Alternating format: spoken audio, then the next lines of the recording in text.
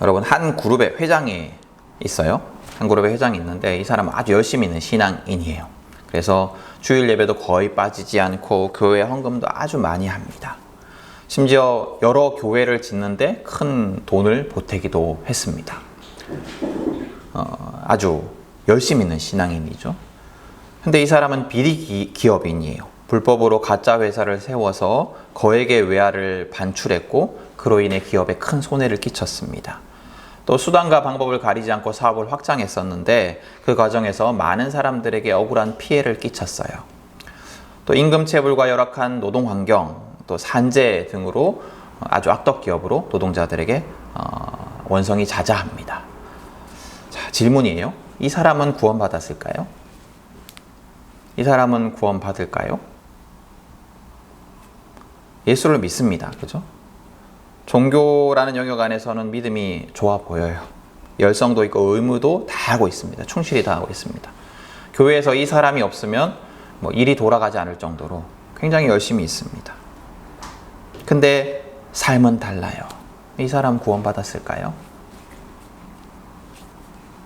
어렵죠? 잘 모르겠죠? 우리는 믿음과 삶, 또 종교와 일상이 분리된 채 살아가는 데 익숙합니다. 그리고 어떤 종교와 일상을 우열을 정해서 생각하는 데 익숙해요. 뭐냐면 이제 종교적인 영역이 더 우선이고 나머지는 부차적이라고 생각을 합니다. 다시 말하면 예수 잘 믿고 신앙생활 잘 하는 것, 이게 더 우선이고 그 다음에 이제 정직하게 살아가는 것, 착한 삶을 살아가는 것, 공의로운 삶을 살아가는 것, 이거는 부차적인 거라고 생각을 하는 거예요. 이게 더 중요하고, 그래서 이게 제일 중요하고 이거는 차차 살아가다 보면 되겠지, 이렇게 생각을 하는 거죠. 그래서 삶 속에서 여러 가지 좀 잘못한 부분들이 많아도 그래도 예수를 잘 믿으면 된다, 그래도 예수를 잘 믿으면 구원받는다 라고 생각을 하며 살아갑니다. 아무리 잘못을 해도, 아무리 개차반처럼 살아도, 심지어 예수를 믿는다고 하면서도 그렇게 살아도 그래도 예수를 믿으면 구원을 받는다라고 생각을 합니다. 이게 이제 우리만의 생각은 아니에요. 아주 유구한 역사를 가진 생각 같아요. 그래서 대부 같은 마피아 영화 같은 데 보면 기괴해요. 사람도 죽이고 범죄도 저지르고 이러다가 1년에 한두 번 미사에 참석하면 이렇게 위안을 얻어요, 이 사람들이. 모든 죄가 해결되는 것처럼. 종교적인 행위로 모든 죄가 해결되고 구원을 얻는 것 같습니다. 미사라는 중요한 어떤 종교적인 행위로 인해서. 우리의 신앙이 그런 어찌 보면 기괴한 신앙이 아닌가라는 생각이 듭니다. 그러면 성경은 어떻게 가르칠까요? 성경은 어떻게 가르칠까요? 오늘 읽은 성경은 포도원 비유를 통해서 하나님께서 이스라엘과 유다를 책망하시고 심판하시는 말씀을 기록하고 있습니다. 오늘 이야기 속에서 하나님은 이렇게 우리에게 질문을 하세요. 포도원에 최선을 다해서 잘 가꾼 농부가 좋은 포도를 그 포도원에서 기대하는 것이 그러냐? 당연한 거 아니냐? 농부가 최선을 다해서 포도원을 잘 가꾸었는데 그 농부가 그 포도원에서 좋은 포도를 기대하는 것이 부당한 일이냐? 당연한 것 아니냐? 이렇게 질문을 하십니다. 그리고 그 기대가 배신당할 때, 그 기대에 배신을 당할 때 농부가 포도원에 분노하는 것이 당연하지 않느냐? 라고 말씀을 하십니다. 하나님은 이 비유를 이스라엘에게 적용을 하십니다. 그래서 7절에 보면 하나님은 이렇게 말씀하시죠. 그들에게 선한 일, 개역 개정에는 정의를 기대했는데, 선한 일을 기대했는데, 또 옳은 일, 공의를 기대했는데 돌아온 것은 살육과 희생된 자들의 울부짖음 뿐이다 라고 말씀을 하십니다. 농부가 좋은 포도를 기대하듯이, 농부가 최선을 다한 그 포도원에서 좋은 포도를 기대하듯이 하나님은 최선을 다한 그 이스라엘에게, 하나님이 최선을 다해 사랑하신 이스라엘에게 정의와 공의, 선한 일과 옳은 일을 기대했는데 돌아온 것은 살육과 희생된 자들의 울부짖음 뿐이다 라고 말씀을 하십니다. 그리고 이어지는 본문에서 농부가 포도원에 분노하였듯이 하나님께서도 이스라엘을 심판하실 것이다 라고 말씀을 하십니다. 그렇다면 하나님이 원하신 그 선한 일, 옳은 일이라는 것이 무엇일까요? 하나님이 이스라엘에게 당연하게 기대하신 선한 일, 옳은 일이라는 것이 무엇일까요? 여러분, 오늘 이야기의 이 형식은 법정의 고발의 형식이라고 해요. 고발의 형식. 이제 여러 가지 근거를 들어서 내가 이렇게까지 했는데 이 사람들이 잘못했다라고 그렇게 고발하는 형식이라는 거예요. 근데 이야기의 이제 시작이 좀 재밌습니다. 잘 살펴보시면 어떤 그 내용이냐면, 왜 여러분들 무슨 고민 상담할 때 내 얘기라고 말하기 좀 민망하니까 옆에 내 아는 친구가 뭐 이런 일이 있는데 이렇게 얘기할 때 있죠. 그런 식으로 시작을 해요. 내 친구 얘긴데 라고 시작하는 것처럼 오늘 이야기가 보면 그 사람 얘기를 해요. 그 사람 농부 내가 아는 농부가 있는데 농부 상황이 이랬다라고 말하는 것으로 시작을 합니다. 물론 하나님이 뭐 우리처럼 내가 내 얘기라는 것을 뭐 말하기 민망해서 그렇게 하진 않으셨겠지만 시작이 좀 재밌습니다. 그래서 화자 하나님은 내가 사랑하는 이인 내가 사랑하는 어떤 친구가 있는데, 이 사람이 있는데 그가 가꾸는 포도원에 대해서 이야기를 한다라면서 시작을 합니다. 그 이야기 속의 포도원의 주인은 좋은 열매를 얻기 위해서 최선을 다해요. 오늘 성경을 보면 여러 단어들을 사용하여서 주인의 노력을 구체적으로 기록을 하고 있습니다. 한번 성경을 살펴보시면 우선 주인은 기름진 언덕, 즉 좋은 땅을 골라서 그곳에 포도원을 가꾼다라고 얘기를 해요. 좋은 땅, 기름진 언덕. 여러분, 아무리 뭐 열심을 다해도 기본은 땅이 좋아야 될 거 아니에요, 그죠? 땅이 좋아야 될 거 아닙니까? 작물은 땅의 영향을 많이 받는 것 같아요. 농사라는 것은 물론 이제 땅이라는 것이 뭐 그냥 토지일 뿐만 아니라 그곳의 어떤 기후, 물, 여러 가지 것들이 포함이 될 건데, 그래서 여러분들 포도주 같은 것도 보면 어떤 지역에서 어떤 농장에서 만들어졌는가 이게 되게 중요하다라고 하더라고요. 그래서 이름을 붙일 때도 뭐 그렇게 쓴다고 해요. 어떤 농장의 이름, 뭐 빈티지 몇 년 이런 식으로. 커피도 마찬가지라고 합니다. 커피도 이제 그렇다고 해요. 우리 지역 근교에 성주라는 곳이 있죠. 성주 참외로 유명한 성주가 있습니다.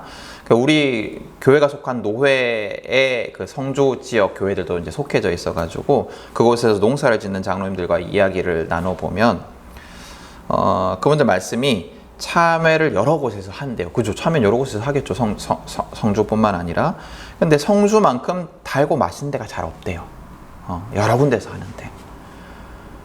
그래서 이제 다른 곳에서 재배한 그 참외를 성주에서 가져왔다라고 막 속이고 파는 경우들도 있다고 합니다.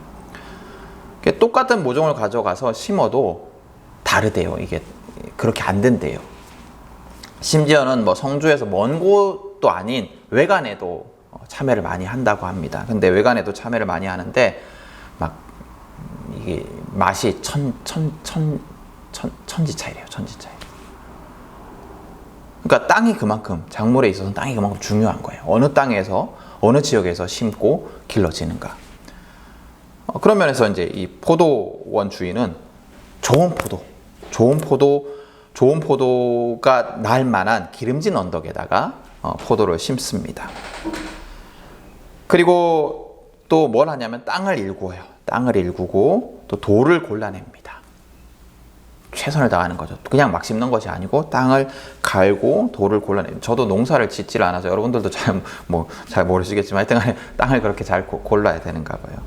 그래서 이제 포도나무가 잘 자랄 수 있도록 땅을 잘 준비를 합니다. 그러고 난 다음에 뭘 하냐면 아주 좋은 포도나무를 심습니다. 땅이 아무리 좋아도 또 종자가 좋지 않으면 안 되잖아요. 아주 좋은 포도나무를 심습니다. 아주 좋은 포도나무를 준비해서 잘 일구고 준비한 기름진 땅에 심습니다. 그리고 그뿐만 아니에요. 포도를 해칠 수 있는 동물들을 감시하기 위해서 망대를 세웁니다. 또 그뿐만이 아닙니다. 이제 포도를 수확하면 포도즙을 짜내서 포도주를 만들 그런 곳까지도 다 준비를 해놓습니다. 모든 것을 완벽하게 준비해 놓는 거예요. 자, 그러면 이제 주인의 기대가 얼마나 크겠습니까? 주인의 기대가 얼마나 기대에 가득 차 있겠습니까? 최선을 다했고 모든 것을 완벽하게 갖추었고 이제는 뭐 당연하게 좋은 포도가 나올 수밖에 없다라고 기대를 하고 있었을 거예요. 최고의 조건에 최선을 다한 준비였어요. 그죠? 당연하겠죠, 그죠? 이렇게까지 했는데 안 좋은 포도가 맺힐 가능성은 거의 없는 거잖아요. 근데 여러분, 웬일입니까? 열린 것이라고는 들포도뿐이었어요. 들포도. 여기 이제 들포도라고 번역된 단어는 여러 가지 뜻으로 해석이 되는데, 뭐 가시나무, 엉겅퀴, 뭐 이런 쓸모없는 나무를 의미하기도 하고, 또는 좋지 않은 향을 가진 포도, 좋지 않은 향을, 아주 안 좋은 향을 가진 포도, 뭐 쓰고 신 포도 등등의 뜻을 가지고 있다고 합니다. 한마디로 얘기하면 그렇게 최선을 다했는데 그 포도나무에 못 먹을 포도가 달린 거예요. 못 먹을 포도. 얼마나 화가 났겠어요. 이 포도 농사라는 것이 뭐 단기간에 끝나는 것도 아닐 것이잖아요. 그죠? 그럼 뭐 이렇게 몇 개월을 준비해가지고 기다리고 인내하고 기대했는데 못 먹을 포도가 맺힌 거예요. 얼마나 화가 났겠어요. 그래서 주인이 화가 너무 많이 나서 그 포도원을 황무지처럼 완전히 파괴하겠다라고 말을 합니다. 자, 여러분, 누가 이 주인의 분노를 잘못됐다라고 얘기할 수 있겠습니까? 야, 너 너무 화내는 거 아니냐? 너 뭐 그럴 수도 있지. 뭐 누가 그렇게 얘기할 수 있겠어요, 그죠? 당연히 이 주인의 분노가 여러분들 공감이 되지 않으십니까? 당연하지 않습니까? 하나님은 이런 말씀을 하신 다음에 7절에서 이 비유의 의미를 해설을 하십니다. 설명을 하십니다. 포도원은 이스라엘이고 포도나무는 유다다. 그리고 주인은 하나님이다 라고 말씀을 하십니다. 그리고 농부가 최선을 다해서 포도원에 좋은 포도를 기대했듯이, 최선을 다한 포도원에서 좋은 포도를 기대했듯이 하나님께서도 이스라엘과 유다에 최선을 다했고, 그리고 좋은 포도, 선한 일과 옳은 일, 공의와 정의를 기대했는데 돌아온 것은 사륙과 울부짖음뿐이다 라고 말씀을 하시면서 이스라엘과 유다가 심판받는 이유에 대해서 설명을 하십니다. 이스라엘과 유다가 심판받는 이유를 아시겠죠? 그죠? 포도원의 농부가 분노하는 것이 당연하듯이 하나님의 분노가 당연한 거예요.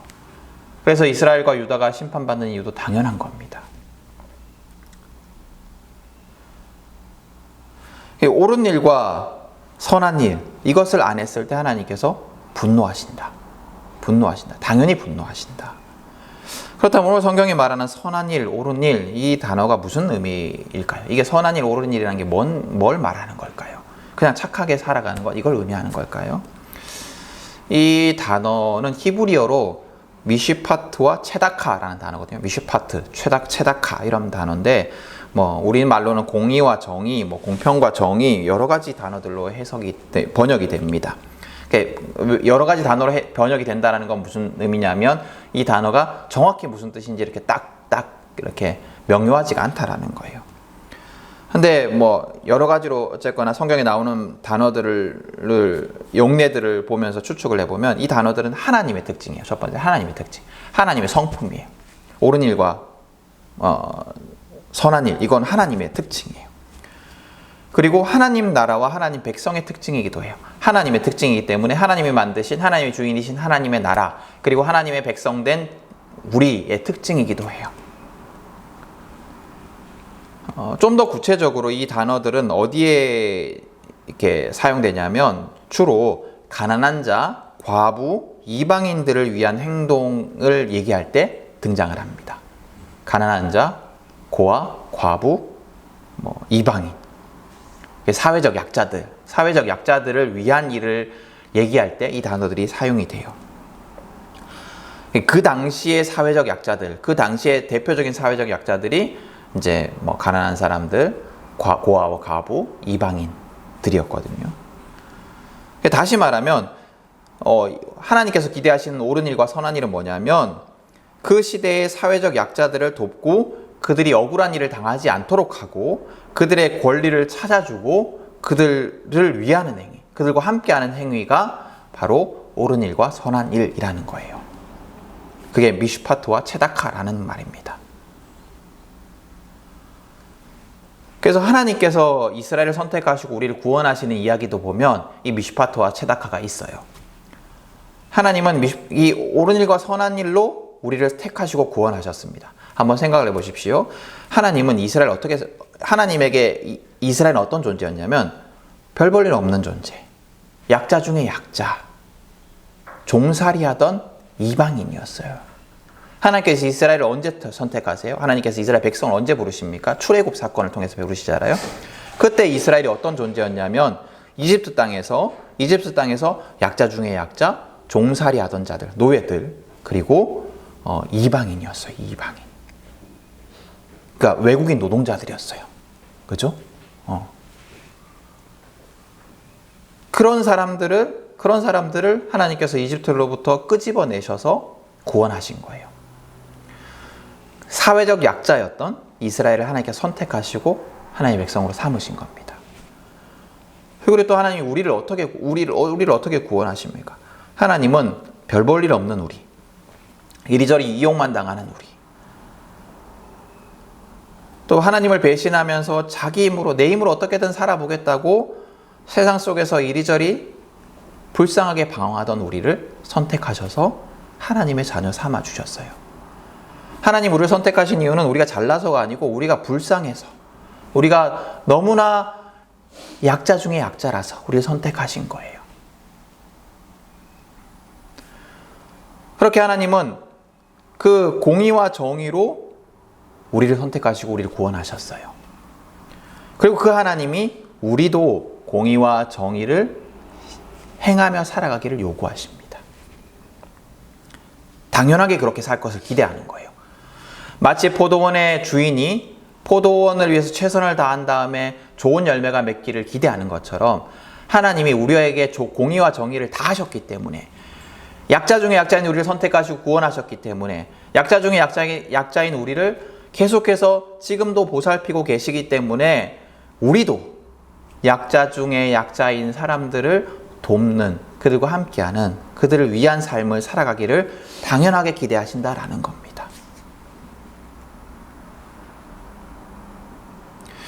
그리고 만약 우리가 그렇게 살지 못한다면 하나님 어떻게 반응하실까요? 만약 우리가 그렇게 구원받은 자임에도 불구하고, 그렇게 하나님의 백성 된 자들임에도 불구하고 공의와 정의를 행하지 않는 삶을 살아간다면 하나님 우리에게 어떻게 반응하실까요?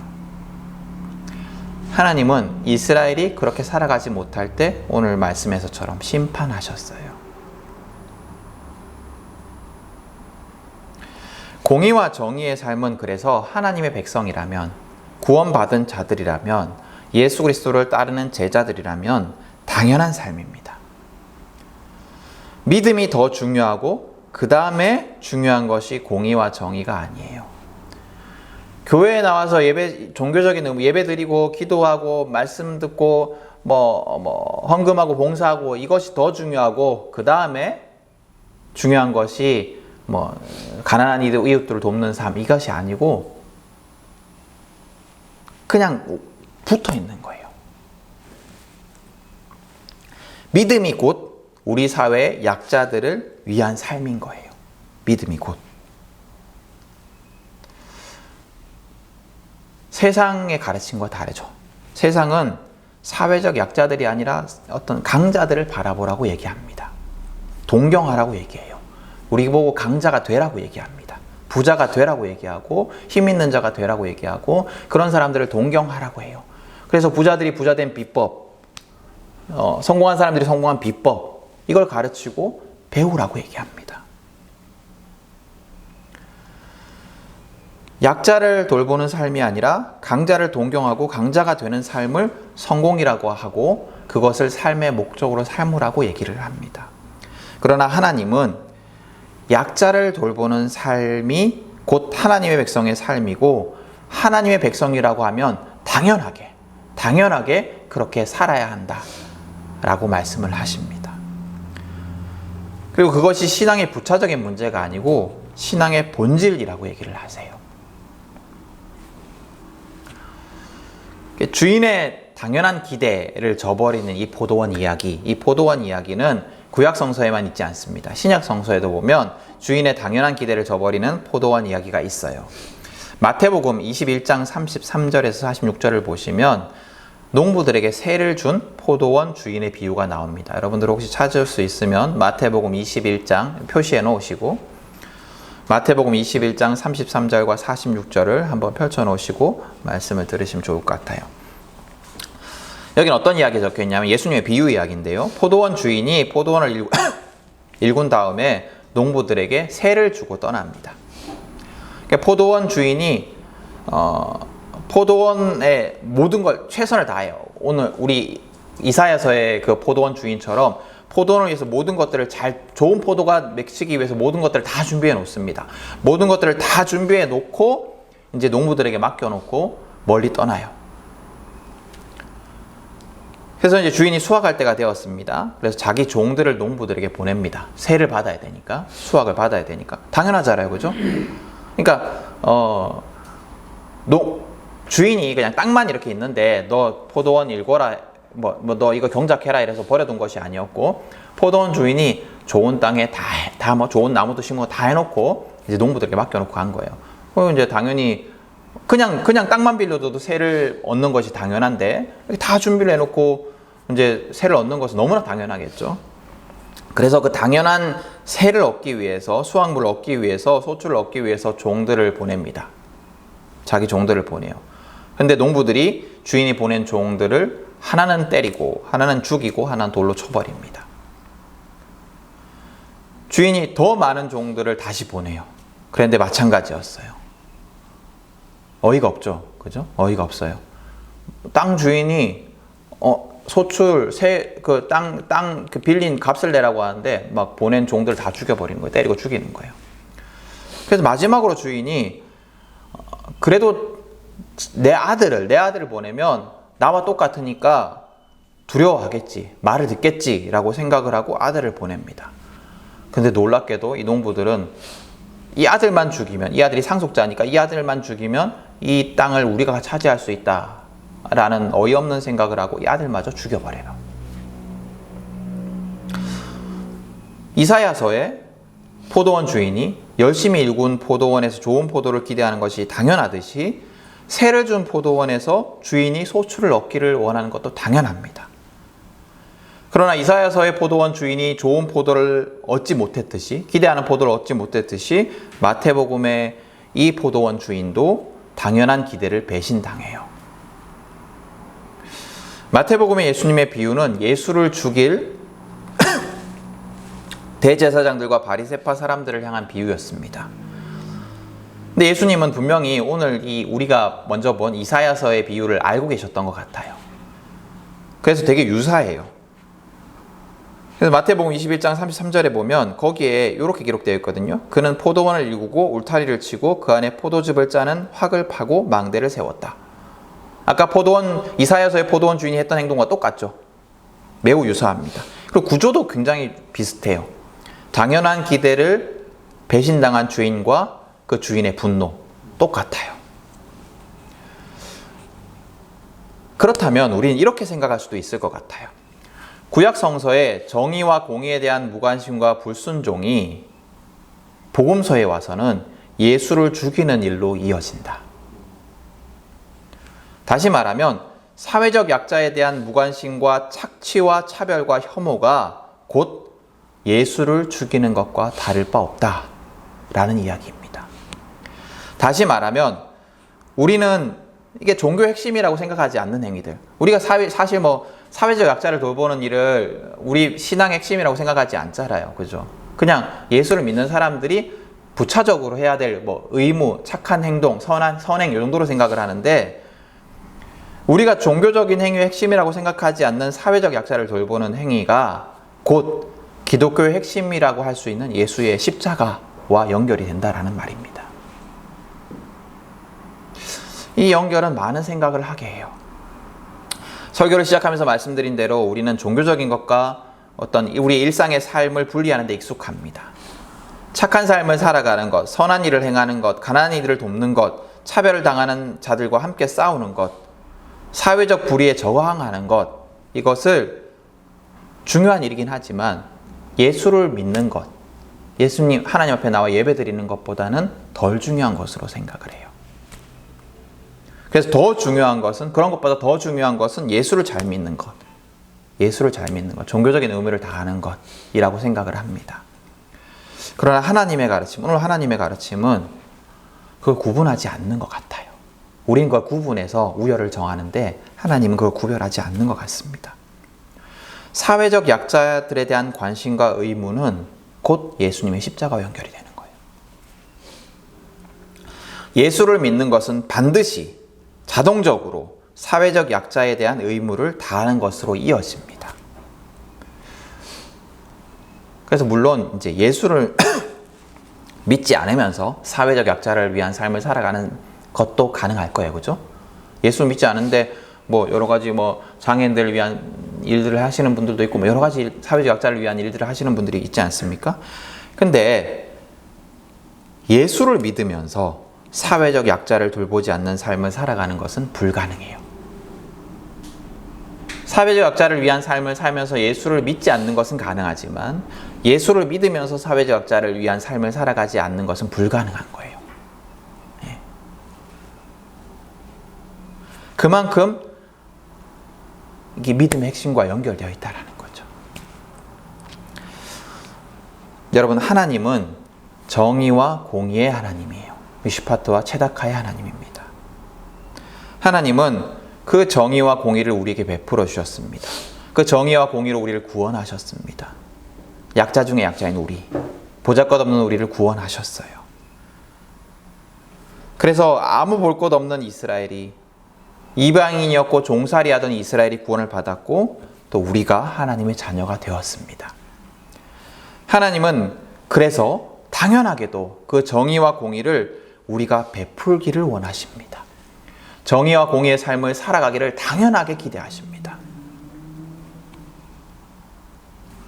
포도원의 농부가 최선을 다한 포도밭에서 좋은 포도를 기대하듯이 당연하게 우리에게 그것을 요구하십니다. 기대하십니다. 여러분, 우리 사회에서 사회적 약자가 누구입니까? 우리 사회에서 차별과 혐오 속에 살아가는 자들이 누구입니까? 우리는 그런 사람들에게 시선을 두고 귀를 기울이는 삶을 살아야 합니다. 그게 하나님의 백성에게 당연하게 요구하시는 삶이에요. 하나님은 우리를 약자를 향한 사랑과 관심으로 구원하셨기 때문에, 그리고 지금도 구원하고 계시기 때문에 당연히 우리에게도 그 사랑과 관심을 요구하십니다. 이건 신앙의 부차적인 의무가 아니에요. 또 어떤 신앙인의 2차적인 윤리적 의무도 아닙니다. 이건 신앙의 핵심이에요. 예수님의 십자가와 연결되는, 우리 신앙이 가장 중요하다고 생각하는 예수님의 십자가와 연결되는 신앙의 핵심입니다. 하나님은 그 기대를 저버리는 자들에 대한 심판을 말씀하세요. 여러분, 하나님의 심판은 가볍지 않습니다.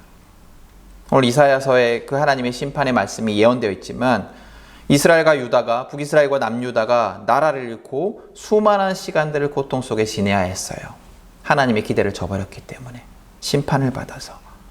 그만큼 하나님의 심판은 절대 가볍지가 않습니다. 그러므로 우리는 이 하나님의 가르침을 무겁게 여겨야 합니다. 여러분, 나보다 나은 삶을 살아가는 자들에게 너무 시선을 두지 마세요. 그들을 부러워하고 그들을 동경하고 욕망하며 살아가지 마십시오. 그렇게 살아가다 보면 나보다 못한 자들을 돌아볼 수가 없어요. 여러분, 잘 생각해 보십시오. 우리의 부모 되신 하나님, 우리의 부모 되신 하나님은 세상의 어떤 권력과 부와 능력보다 더 큰 것을 가지신 분이십니다. 우리를 너무도 사랑하시는 우리의 부모 되신 하나님은 세상의 어떤 권력과 부와 능력보다 더 큰 것을 가지고 계신 분이세요. 우리가 그런 것들을 동경할 필요가 없습니다. 헛된 것들에게 시선을 빼앗기지 마십시오. 그리고 여러분, 하나님의 명령을 기억하십시오. 우리에게 사회적 약자가 누구입니까? 우리 사회에서 차별과 혐오와 조롱 속에 살아가는 자들이 누구입니까? 우리 사회에서 자신의 권리를 찾지 못하여서 시멘트 바닥에 앉아 시위하는 자들이 누구입니까? 그들에게 시선을 두십시오. 그들의 외침에 귀를 기울이십시오. 그들을 위한 삶을 살아가십시오. 그것이 예수님을 다시 십자가에 못 박지 않는 삶입니다. 그것이 부활의 기쁨을 누리며 하나님과 함께하는 삶입니다. 여러분, 고통스러운 울부짖음을 토로하는 내 이웃의 목소리에 귀를 기울이십시오. 울부짖는 그 음성에 귀를 기울이십시오. 하나님의 음성이 그곳에서 선포되고 있을지도 모릅니다. 하나님께서 그곳에서 우리에게 말씀하고 있을지도 모릅니다. 여러분, 하나님의 당연한 기대, 너무나도 당연한 기대에 배신하지 않는 우리가 될 수 있기를 소망합니다. 고통 속에 울부짖는 이웃과 마음을 나누는 우리가 될 수 있기를 소망합니다. 우리 하나님은 우리를 위해서 그렇게 하셨습니다. 우리 하나님은 우리를 위해서 그렇게 하셨고 지금도 그렇게 하고 계십니다. 우리의 울부짖음을 들으시고 우리의 울부짖음에 응답하고 계십니다. 그 은혜와 사랑을 기억하는 우리 모두가 될 수 있기를 축복합니다.